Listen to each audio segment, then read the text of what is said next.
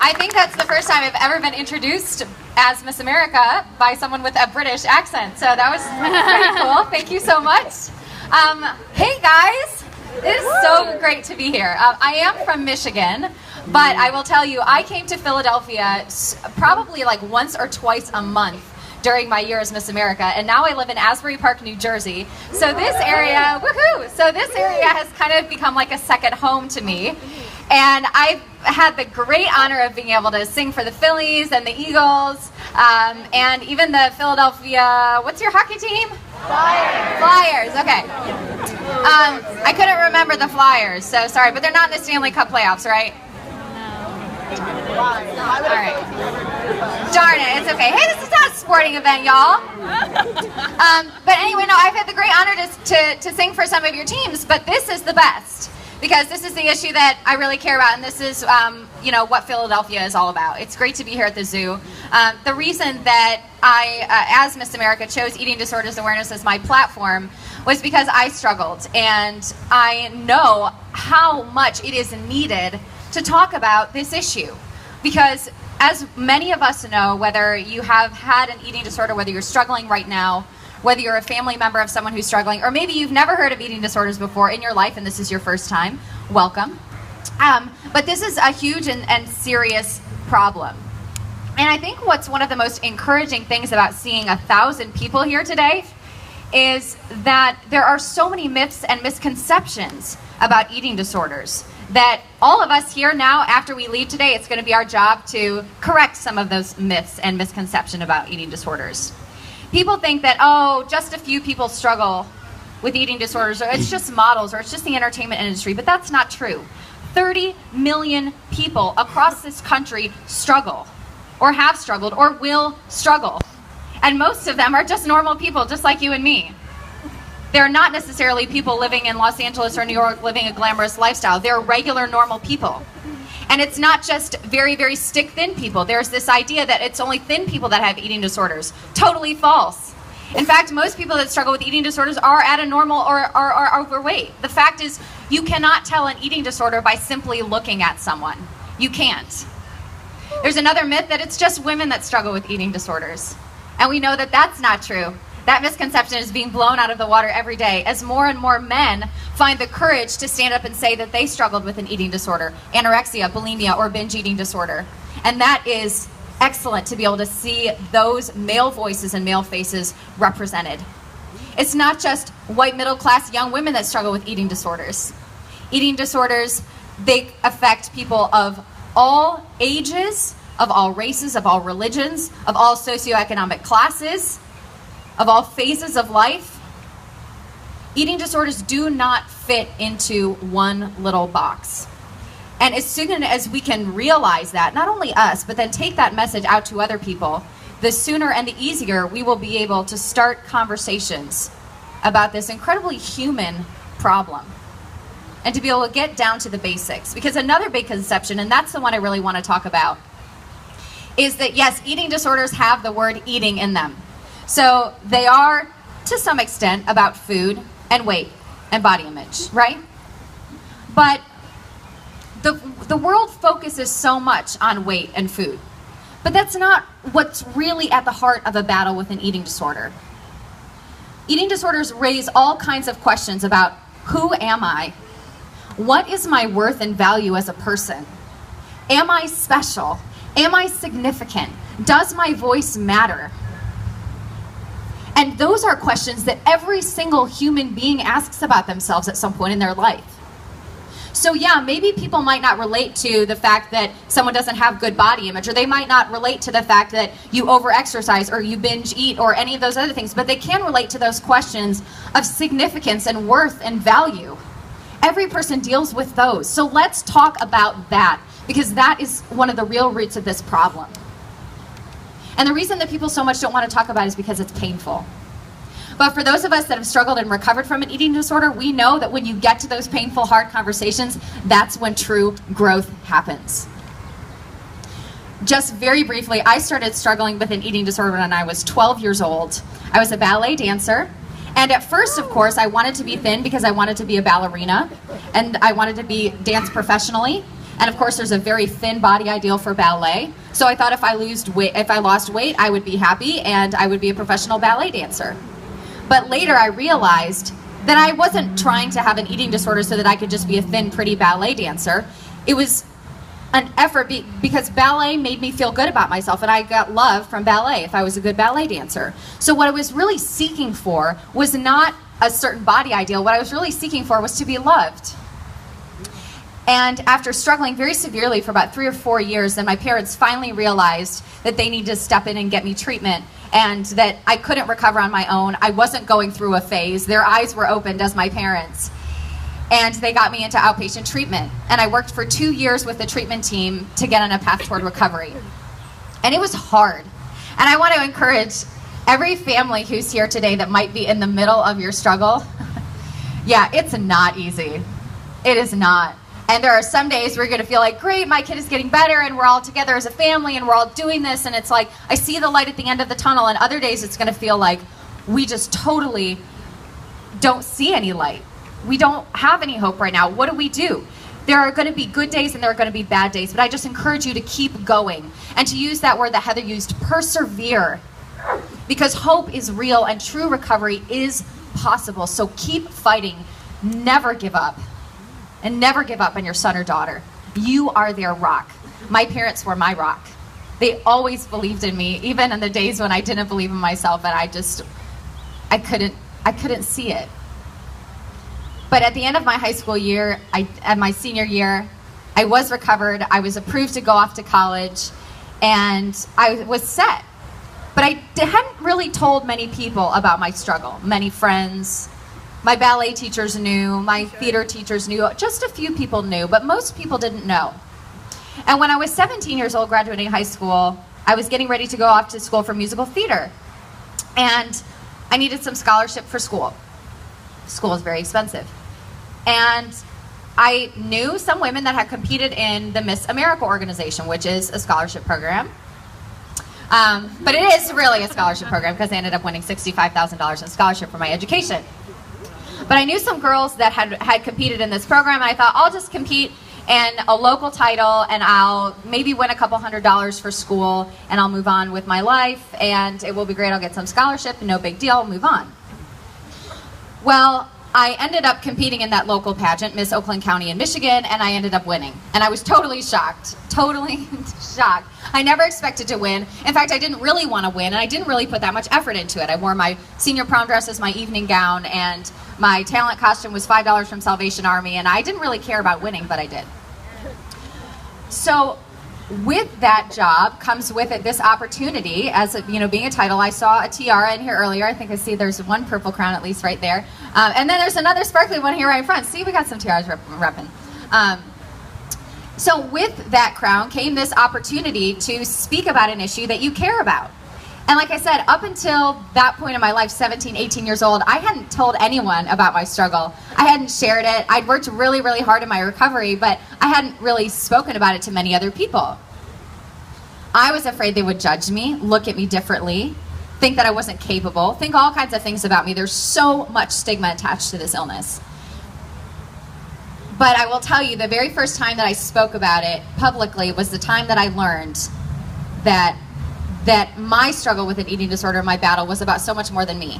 And that came at it was at a Rotary Club meeting, and I was speaking to a bunch of businessmen, right? So probably the least vulnerable, open, environment to share a major struggle with a behavioral health issue, right?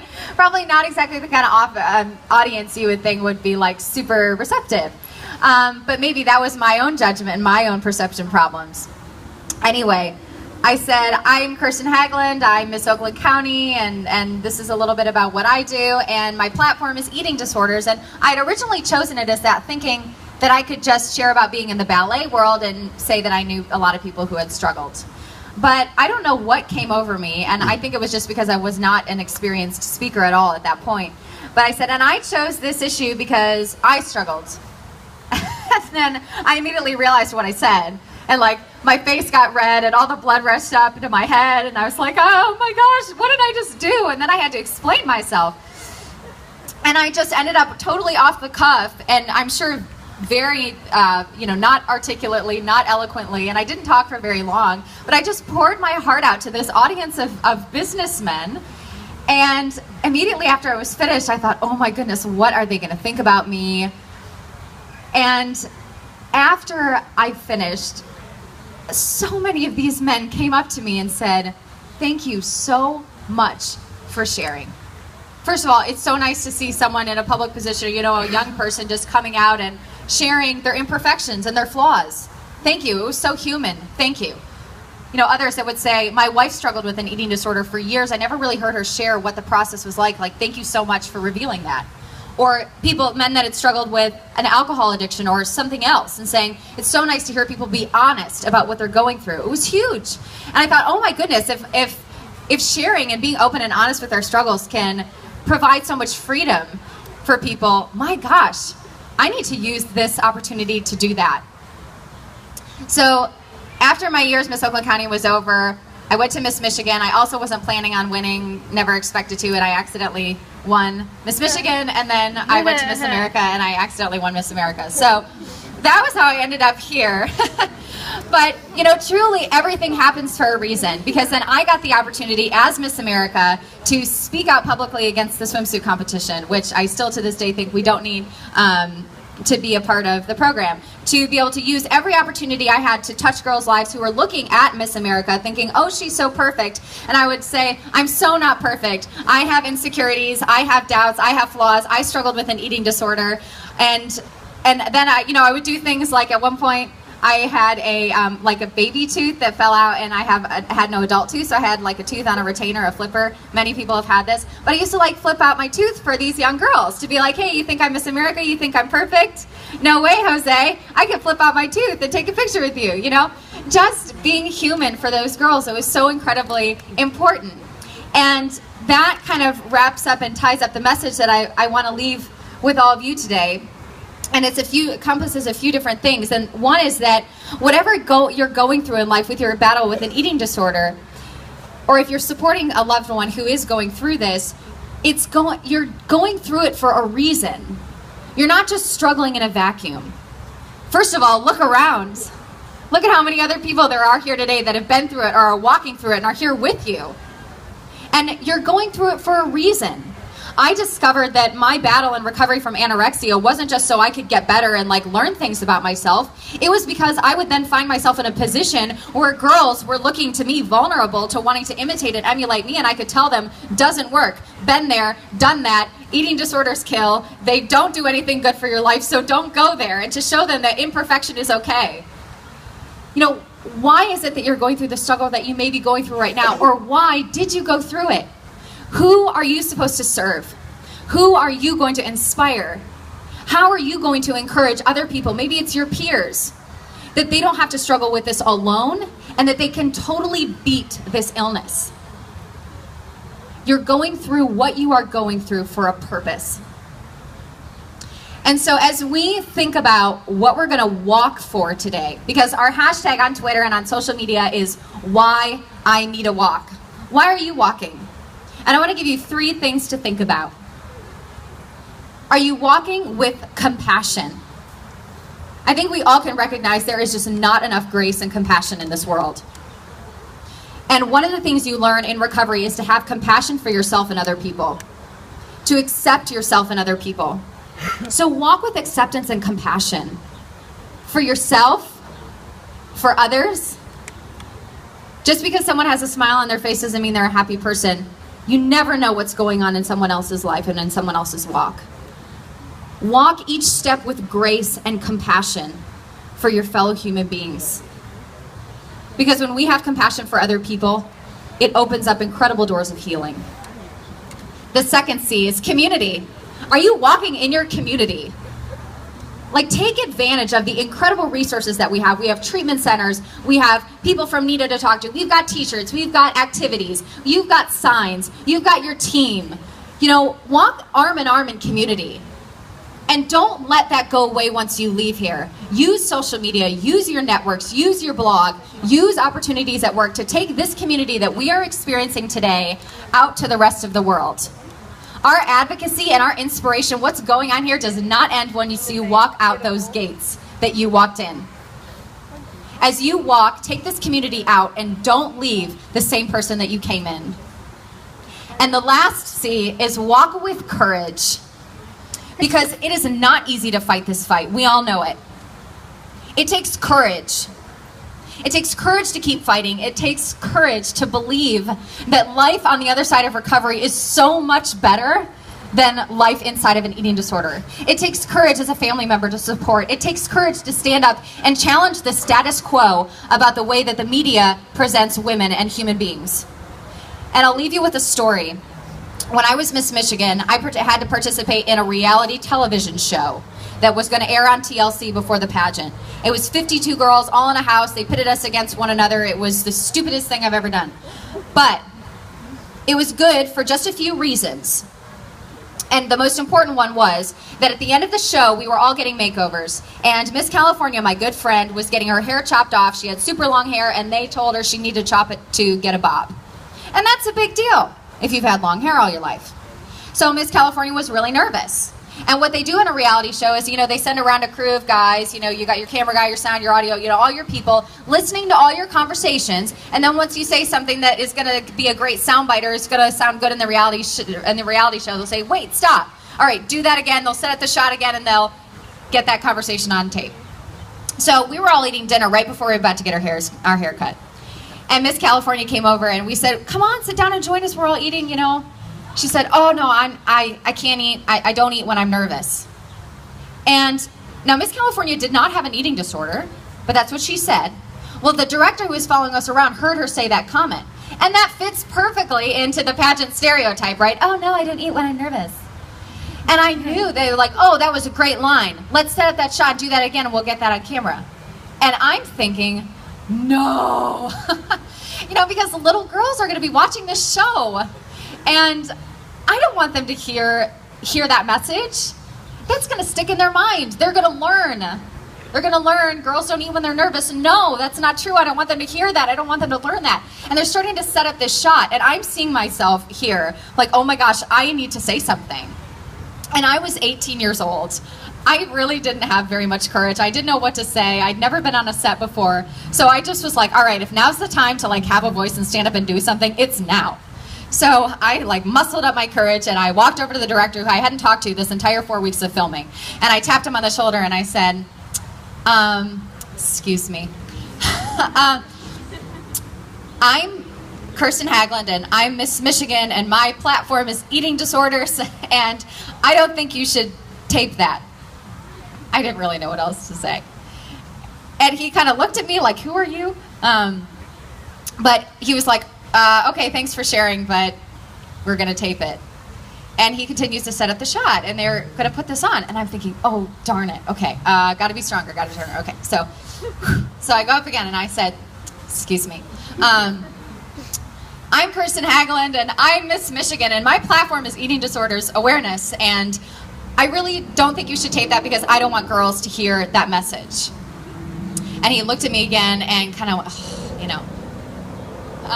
he said, fine, Michigan, we won't tape it. And he didn't tape it. And so I walked away and I'm like, yes, this is awesome, right? I was so excited. But the even cooler thing is that, first of all, that message didn't get on the show, which was awesome. But at the end of filming, we had our closing interviews, and I had a private interview with Art. And after he got my closing little thoughts about the show, he said, come here, I want to show you something. And he brought out his digital camera, and he flipped it around, and he showed me, scrolled through his pictures. He says, this is my daughter.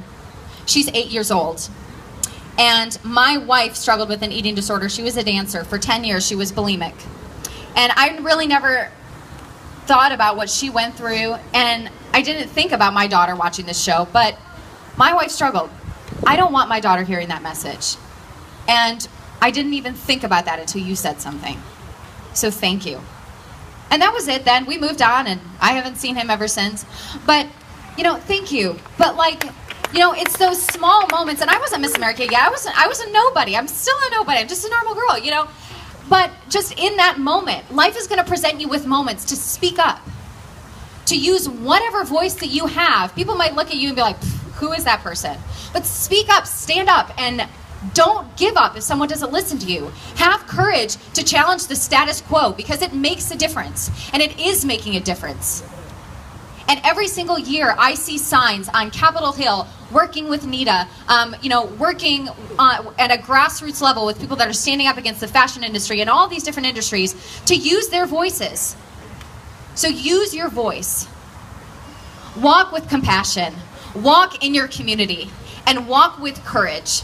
Because with those three things, and standing arm in arm with one another, we can totally beat this illness.